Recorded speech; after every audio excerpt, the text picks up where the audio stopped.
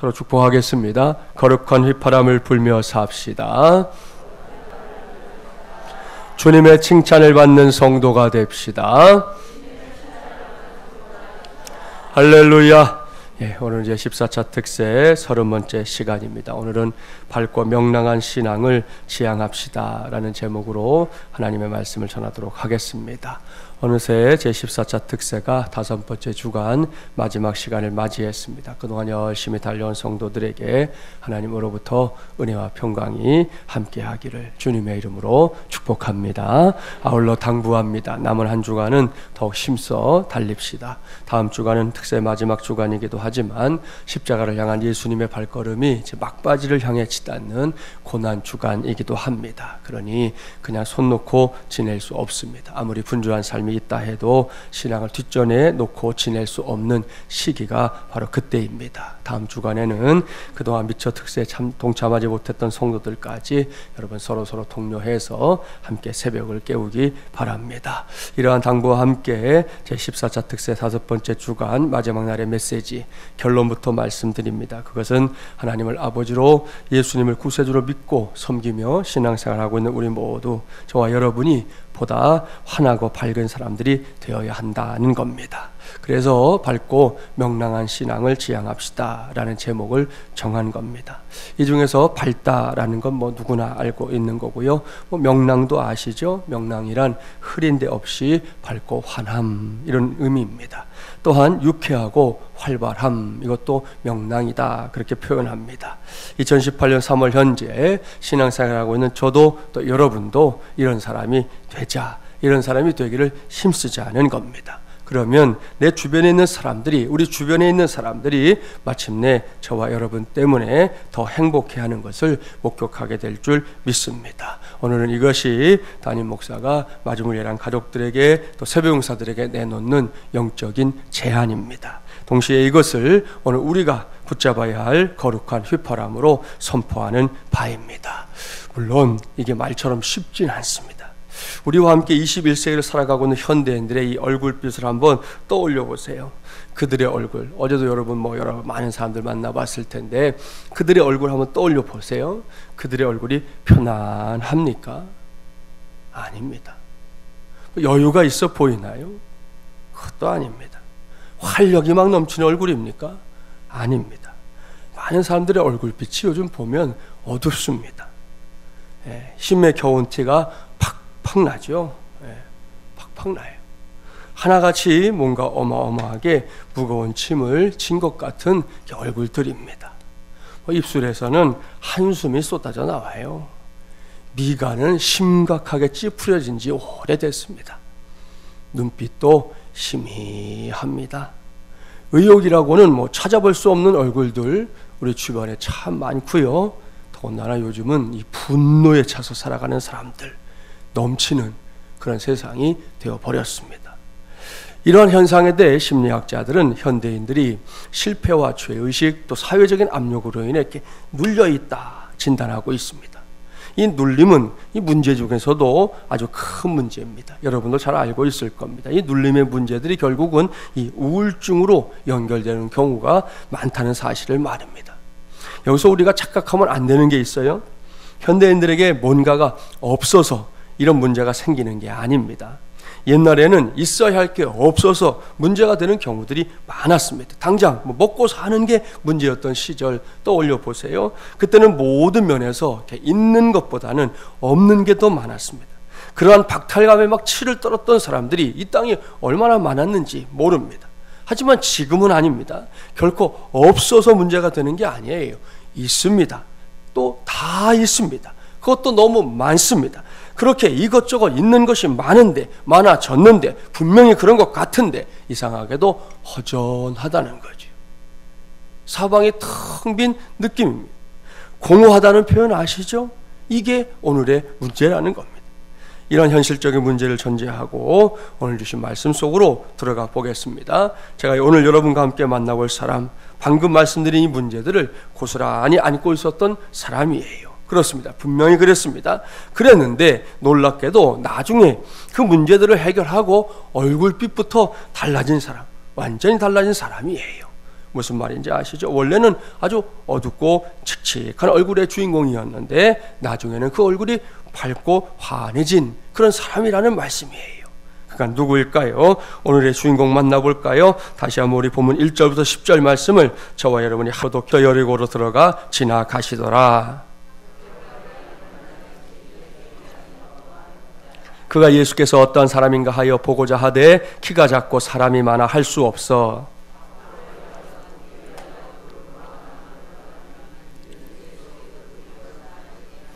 예수께서 그곳에 이르사 쳐다보시고 이르시되 삭개오야 속히 내려오라. 내가 오늘 내 집에 유하여야 하겠다 하시니 무사람이 보고 수군거려 이르되 저가 죄인의 집에 유하러 들어갔도다 하더라.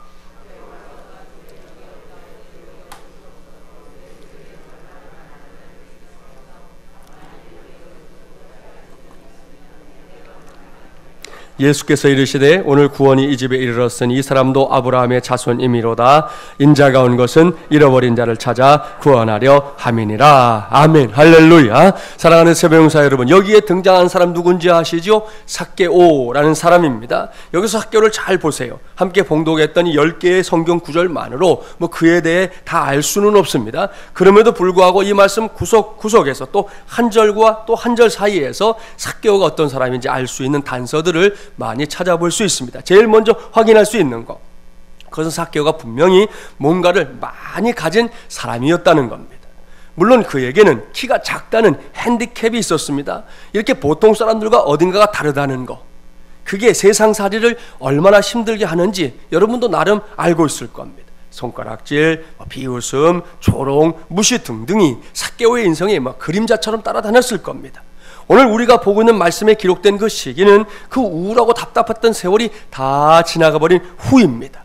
그렇습니다. 어려웠던 시절, 기억하기도 싫은 그 시절이 다 지나갔어요.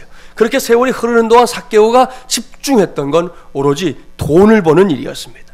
어떤 일들이 있었는지 구체적으로 알 수는 없지만 삭개오는 세상 사람들이 그렇게 좋아하는 돈을 많이 벌었습니다. 성경이 기록하고 있는 대로 또 여리고 성의 세리장, 그냥 세리도 아니고 짱이라고 했으니까 나름 출세도 크게 했습니다. 여러분 보십시오. 여러 가지 조건들이 꽤 괜찮아졌습니다. 우울하고 답답했던 시절에 비하면 가진 것도 많아졌습니다. 부자라고 표현하고 있잖아요. 조금 많아진 게 아니라는 거예요. 엄청 많아졌습니다. 그러니 마땅히 그의 얼굴에서 웃음이 떠나지 않아야 했습니다. 전에 자신을 기죽이던 사람들 앞에서 유세하면서 때로는 적당히 거들먹거리면서 사는 것을 즐겼어야 했습니다. 그런데 성경을 보십시오. 우리가 생각하는 것과는 다릅니다. 많이 달라요. 우선 삭개오의 마음이 늘 불편했던 것 같습니다. 전에 세리 마태에 관한 말씀을 전할 때 당시의 세리는 로마의 앞잡이요 매국노라고 사회적인 배척의 대상을 받는 사람들이었다고 말씀드렸어요. 이건 삭개오도 피해갈 수 없는 일이었습니다. 자신에게 맡겨진 일을 하면서 자신이 가진 것을 누리면서도 마음이 늘 묵지근했습니다. 그 시간이 길어지니 우울할 수밖에요. 그런데요, 조금 전에 봉독했던 말씀을 좀 더 깊숙이 살펴보십시오. 그렇게 긴 세월을 우울함에 빠져있던 삭개오가 예수님을 만났습니다. 그 만남이 삭개오의 인생을 완전히 뒤집어 놓았습니다. 그 무엇보다 삭개오의 어둡고 칙칙했던 얼굴이 예수님을 만난 다음에 아주 밝고 환한 얼굴로 명랑한 모습으로 변화된 걸 확인할 수 있습니다. 이 새벽에는 이러한 삭개오의 삶으로부터 신앙의 몇 수를 배워보려고 하고요. 그것을 거룩한 휘파람으로 삼고자 합니다. 첫째, 삶의 자리를 바꾸었기 때문입니다.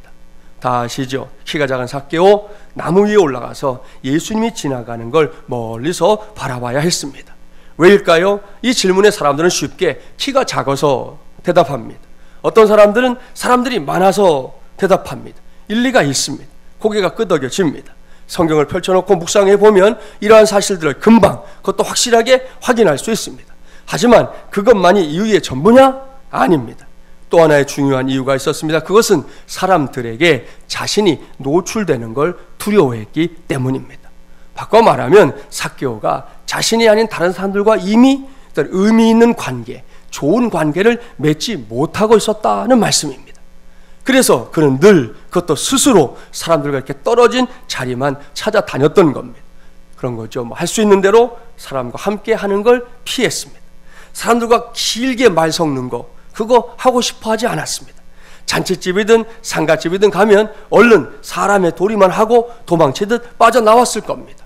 이런 상황들 충분히 짐작이 가죠. 그런데 오늘 말씀에 기록된 그날 놀라운 일이 일어났습니다. 삭개오의 한 번뿐인 인생에 있어서 역사적인 일, 기념비적인 일이 일어났다는 말씀이에요. 예수님께서 삭개오에게 말씀하셨습니다. 삭개오야, 나무에서 속히 내려오너라. 아니, 언제 봤다고? 그 전에 뭐 본 적도 없어요. 언제 봤다고? 예수님은 이름까지 알고 있었습니다. 나를 부르는데 그냥 어이 자네 여기 좀 봐 이렇게 부르지 않았단 말입니다. 분명히 성경은 삭개오야 라고 이름을 불렀다 기록하고 있습니다. 그뿐이 아닙니다. 내가 오늘 너의 집에 들어가서 쉬고 싶구나 말씀하셨습니다.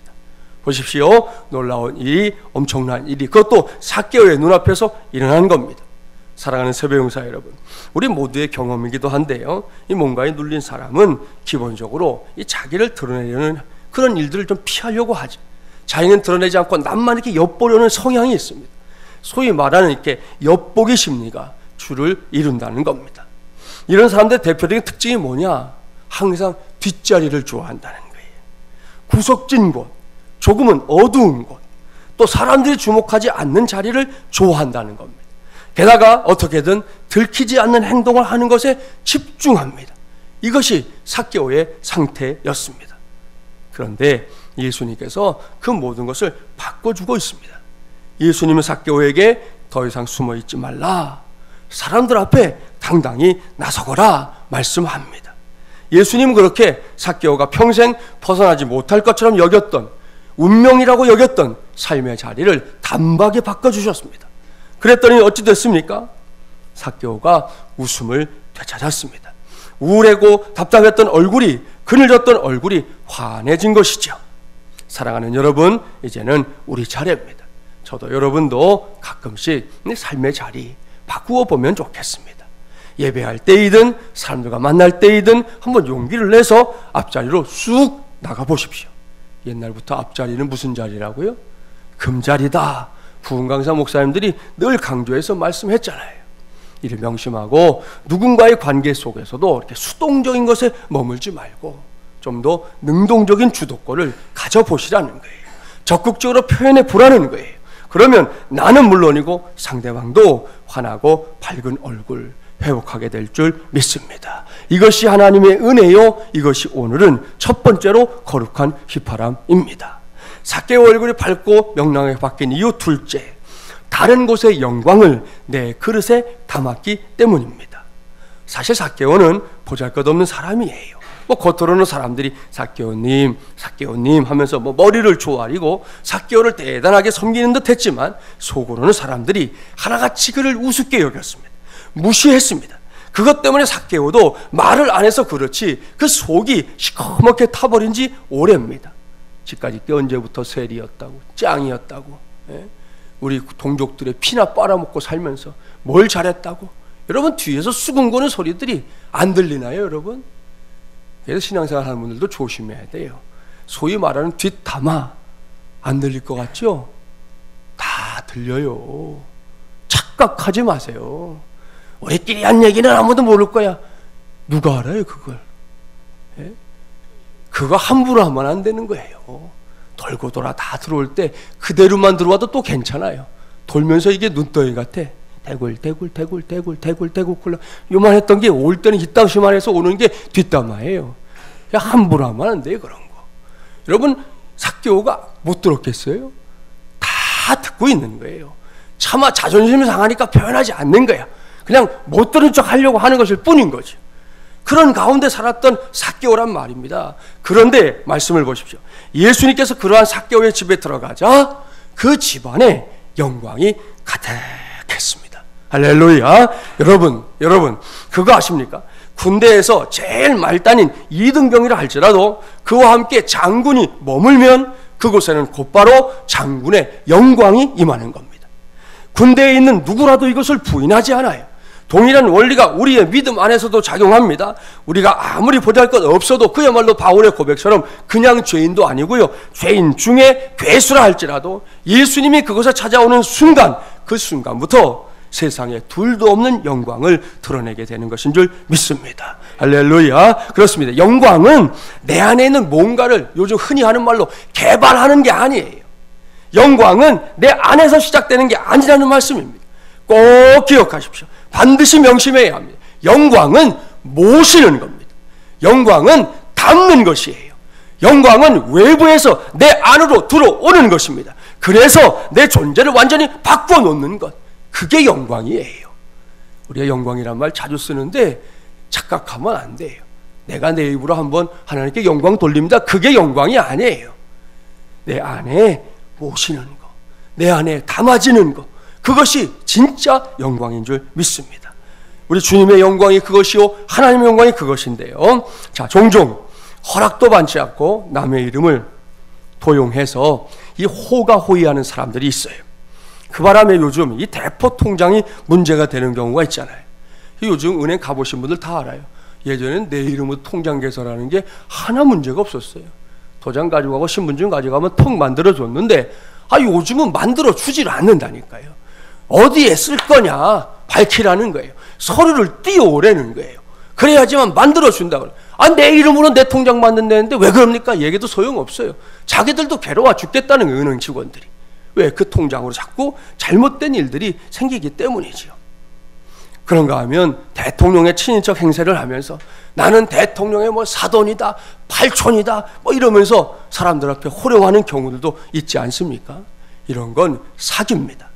그러나 성도의 삶은 이러한 사기꾼들의 삶과는 다릅니다. 분명히 다릅니다. 질적으로 다릅니다. 저와 여러분, 성도는 합법적으로 이 성경에 기록된 약속이라는 합법적인 통로를 통해 예수님의 이름으로 살도록, 예수님의 이름을 앞세우도록 허락받았습니다.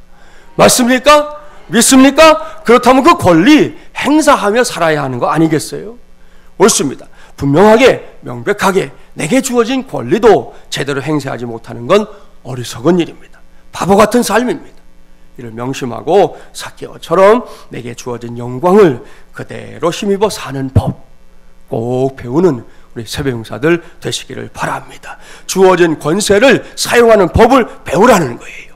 오늘은 이것이 두 번째로 거룩한 휘파람입니다. 주님의 은혜로 구겨졌던 우리의 얼굴에서도 환희가 넘치게 될 줄 믿습니다. 삭개오 얼굴이 밝고 명랑하게 변한 이유 셋째, 예수님의 인정을 받았기 때문이에요. 다시금 본문을 보세요. 삭개오가 급히 내려와 즐거워하며 영접했다 기록하고 있습니다. 왜일까요? 예수님의 인정을 받았기 때문이지요. 잘 생각해 보세요. 삭개오를 만난 예수님의 말씀은 이런 거였습니다. 예수님은 먼저 삭개오의 집에 들어가겠다 하셨습니다. 이건 내가 너와 교제를 하겠다라는 위대한 선언입니다. 왜요? 사람들은 삭개오의 집을 뭐라고 그랬어요? 죄인이 사는 집이다 손가락질하면서 가까이 하려 하지 않았습니다. 그 집에서 잔치가 열렸다 해도 거들떠 보지 않을 정도입니다. 그런 집에 예수님이 누가 시킨 것도 아니고 자기 발로 자청해서 들어가겠다 하셨다니까요. 더욱이 예수님은 삭개오를 가리켜 뭐라고 합니까? 너도 아브라함의 자손이다 이렇게 큰 소리로 말씀해 주셨습니다. 이 모든 것이 예수님이 그를 인정해 주신 증거입니다. 그러니 우리 삭개오 기쁠까요? 슬플까요? 기쁩니다. 우리 삭개오 신바람이 났을까요? 열받았을까요? 신바람 났습니다. 이것이 세 번째로 불어야 할 거룩한 휘파람입니다. 우리도 살면서 경험하는 거지만 누군가에게 인정받는다는 건 이런 겁니다. 인정받았는데 슬퍼할 사람이 어디 있습니까? 인정받았는데 그걸 두고 열받았다 말할 사람이 어디에 있습니까? 세상에 결코 그런 사람은 없습니다. 사람들이 인정해도 그런 능력이 생기는데 하물며 주님으로부터 인정을 받는다? 이건 도대체 어떤 걸까요? 한마디로 말해서 천군 만마를 얻은 것입니다. 세상 천지 부러울 게 없다는 거예요. 그동안은 내 마음을 사정없이 억누르고 있었던 이런저런 이유들이 즐비했지만 그야말로 한라에서 백두까지 늘어서 있었지만 이제는 그까짓 거 아무것도 아닙니다. 그러니 얼굴이 환해질 수밖에요. 얼굴에서 빛이 날 수밖에요. 그러니 삭개오가 밝고 명랑해지는 거 당연한 일 아니겠습니까? 여기까지가 삭개오의 우울한 얼굴이 밝고 명랑하게 바뀐 이유입니다. 그렇게 휘파람을 불게 된 삭개오, 어떤 일이 일어났습니까? 삭개오의 마음이 태평양처럼 넓어졌어요. 자신이 갖고 있던 소유, 그동안은 막 죽을 둥 살둥 이거 없으면 난 죽어 그렇게 붙잡고 살았던 그 소유의 절반을 가난한 사람들에게 나눠주고 있습니다. 누군가를 속여서 빼앗은 일에 대해서는 무려 4배나 갚겠다. 율법에서 정하고 있는 것을 무시하고 자기가 더 많은 것으로 갚겠다 선언합니다. 그러니 삭개오 주변에 있던 사람들 삭개오로 인해 행복해졌을까요? 불행해졌을까요? 행복해졌습니다. 그것도 아주 많이 행복해졌습니다. 사랑하는 새벽용사 여러분, 이제는 저와 여러분의 차례입니다. 요즘 세상 사례가 많이 퍽퍽합니다. 하루하루 뉴스를 봐도 한숨 나올 일밖에 없어요. 어른들만 그럴까요? 아니요. 우리의 자녀선들 그들 나름대로도 걱정이 많고 퍽퍽한 하루하루를 살고 있습니다. 그래서 자꾸만 우리의 얼굴빛이 어두워지는 거죠. 사는 걸 시들이하는 사람들이 많아지고 있습니다. 그야말로 환하게 웃는 얼굴 주변에서 쉽게 보기 어려운 세상이 되어버렸습니다. 이런 세상 앞에서, 이런 인생 앞에서 저와 여러분부터 삭개오처럼 예수님 때문에, 예수님으로 인해 밝고 명랑한 얼굴을 회복하게 되길 간절히 바랍니다. 그것이 우리에게 거룩한 휘파람이 되게 합시다. 다른 그 무엇 때문이 아닙니다. 오직 예수님 때문입니다. 예수님께서 내게 허락하신 구원 때문입니다. 2018년도 사순절이 이제 고난주간을 앞두고 있습니다. 십자가의 은혜, 말로 다 할 수 없는 보혈의 은혜를 잊지 맙시다. 결코 잊지 맙시다.